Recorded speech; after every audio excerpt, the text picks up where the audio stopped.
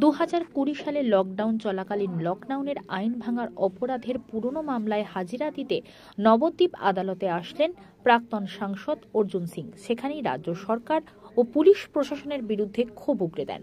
পাশাপাশি কাঞ্চন মল্লিকের বিল নিয়েও তীব্র কটাক্ষ করেন। পাশাপাশি বলেন, খোঁজ নিলে দেখতে পাবেন বহু তৃণমূল বিধায়কের চশমার বিল 2 লক্ষ টাকাও পাবেন।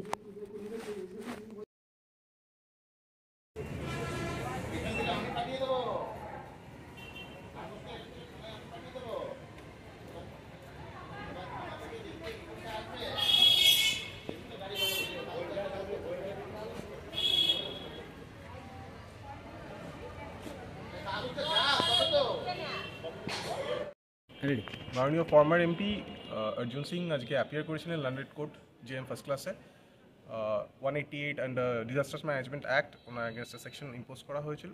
উনি সারেন্ডার করেছিলেন এবং আজকে এনলার্জ করেছে লন্ডন কোর্ট।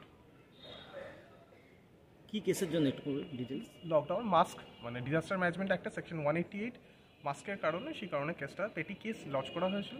সেই কারণে উনি আজকে সারেন্ডার করেছিলেন, ওয়ারেন্ট হয়েছিল, সেখানে সারেন্ডার করে বের নিয়েছেন। এটা কবে হয়েছিল, কবে কেস? 2020 সালে। আপনার নাম? সূর্যদীপ সাহা। ঠিক আছে, একটু এক মিনিট।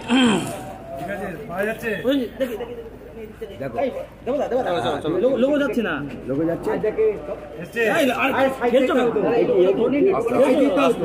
আস্তে আস্তে এটা কার, এটা সামনে যাও, সামনে যাও, লোগোটা ধরে নিন তাহলে এইভাবে সাইড দিক দাও। তো ওই সাইডে লোকে ফাঁকা আছে, ওইটা ওদিকটা চলে। আরে যুগান্তরটা একটু নামাও না নিচে। হ্যাঁ রাখো, এই এবার রাখো। ঠিক আছে, বুমটা একটু নামাবে, ডাল প্লাসে একটু বুমটা নামবে। হ্যাঁ ঠিক আছে, চলো নামালাম। বল, প্রশ্ন করো।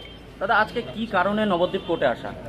2020 সালে কবে কেস করে দিয়েছে আমরা জানি না, হঠাৎ ওয়ারেন্ট করে দিয়েছে। ওয়ারেন্ট করার পরে আজকে এখানে বেল নিতে আসতে হয়। এটা নিয়ে 174টা মামলা আছে, পুরো বাংলায় ঘুরে ঘুরে কেসে কোর্টে যেতে হয়, বেল করাতে হয়।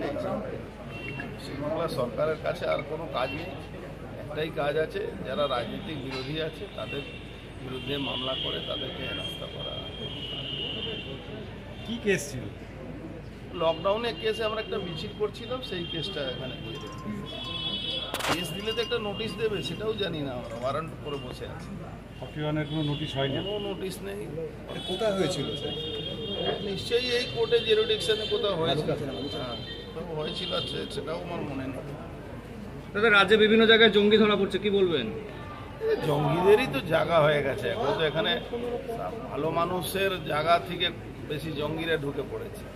বাংলাদেশের যারা ওখানে হিন্দু নিধন করছে, তারা কায়দা করে আগে থেকে পশ্চিমবাংলায় জঙ্গিদেরকে ঢুকিয়ে দিচ্ছে। আর এখান থেকেই হাব হয়ে গেছে, এখান থেকে সমস্ত রকম ডকুমেন্ট তৈরি হচ্ছে। সেই ডকুমেন্ট নিয়ে তারা ভারতবর্ষে অন্য অন্য জায়গাও পৌঁছে যাচ্ছে। রোজই সব জায়গা একটা প্রায় ধরুন 1.5 থেকে 2 কোটি অনুপ্রবেশকারী যারা আছে, তার মধ্যে অনেকে জঙ্গি ঢুকে বসে আছে। বিএসএফ এর উপরে রাজ্য সরকার দায়টা পাচ্ছে যে বিএসএফ প্রপারলি দেখভাল করছে না। দেখুন, বিএসএফ যদি ধরুন 23 সালে প্রায় 1200-এর উপরে অনুপ্রবেশকারী ধরেছিল, তারপরে 1400-এর উপরে 24-এ ধরেছিল, কিন্তু ধরার পরে 15 দিন মধ্যে ছেড়ে দেয়। ছেড়ে দেওয়ার পরে ওরা তো আবার কোর্টে মামলা নিয়ে আসে না, কোর্টে রাজ্য সরকার মামলা নিয়ে আসে, তারা আবার এখানেই থেকে যাচ্ছে।